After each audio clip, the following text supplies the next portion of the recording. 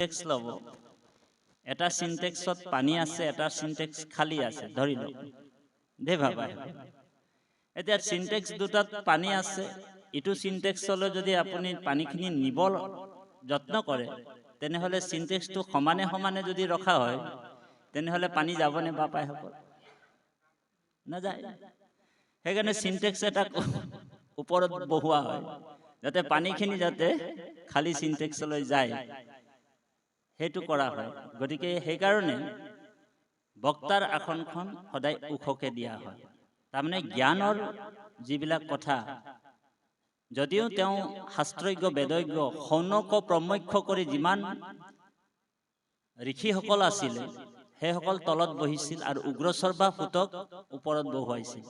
সেইবুলি আকৌ সৌনক প্ৰমুখ্য যিসকল ঋষি আছিল তেওঁলোক বেদজ্ঞ আছিল, শাস্ত্ৰজ্ঞ আছিল, ব্ৰহ্মজ্ঞ আছিল। তেওঁলোকতো নজনা নাছিলে, তেওঁলোকতো সৰ্বশাস্ত্ৰ জানিছিল। তথাপিও কিয় বোলে আসনত বহুৱাইছে? তাৰমানে এই দৰ্শনটো সনক সনাতন সদানন্দ কুমাৰ এই চাৰিজন মাত্ৰ শ্ৰোতাও হয় আৰু বক্তাও হয়।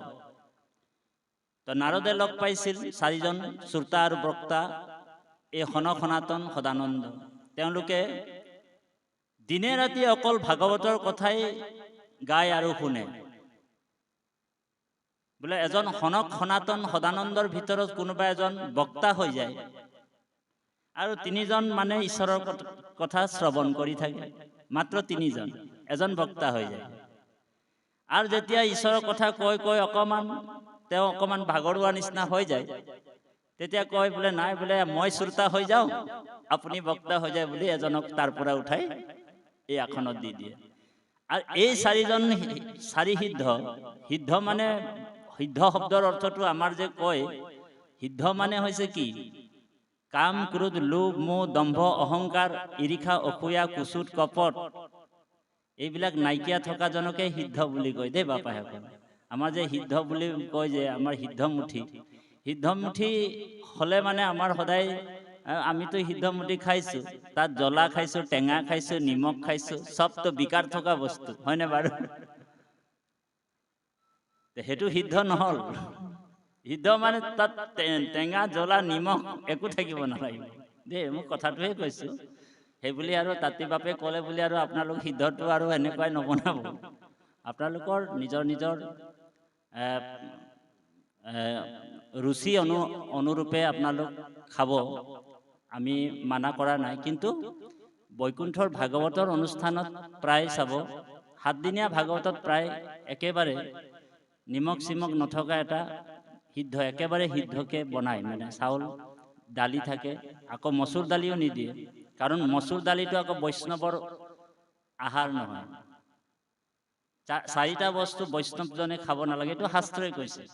বহুত পুৰাণৰ কথা আমি অৱহেলা কৰোঁ, কিন্তু এইটো অৱহেলা কৰিব নালাগে।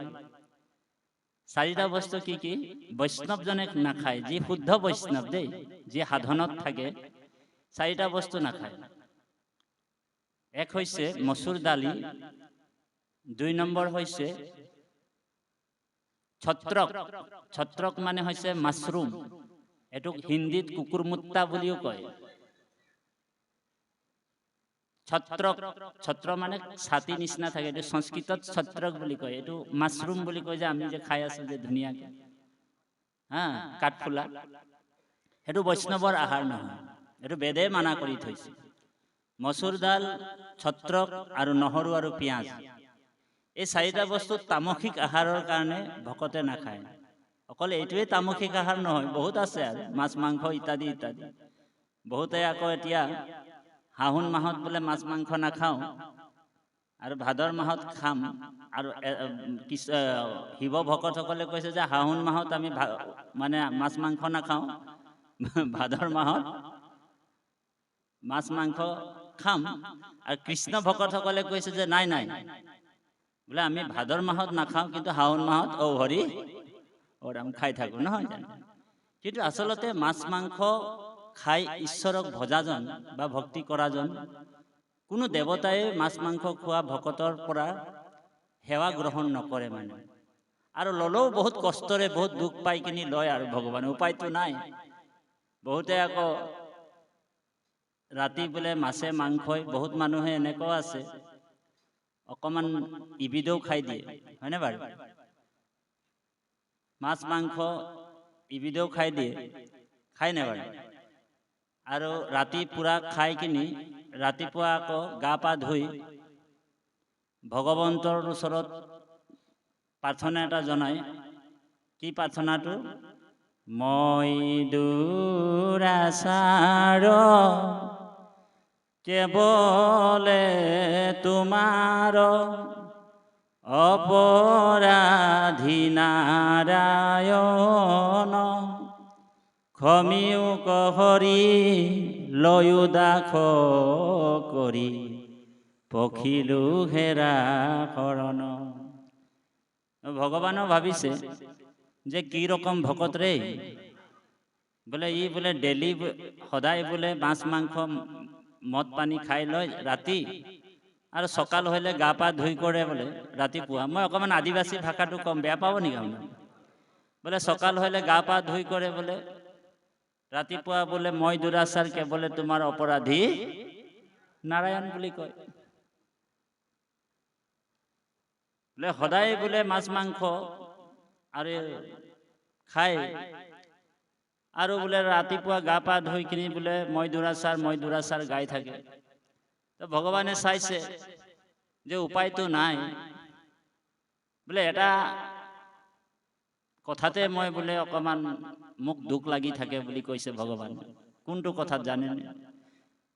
মই দুৰাচাৰ কেৱলে তোমাৰ অপৰাধী নাৰায়ণ, এই যে যেতিয়া নেকি কেৱলে তোমাৰ বুলি কৈ দিয়ে তেতিয়া মোক অকণমান দুখ লাগে অকণমান। বোলে কিয়?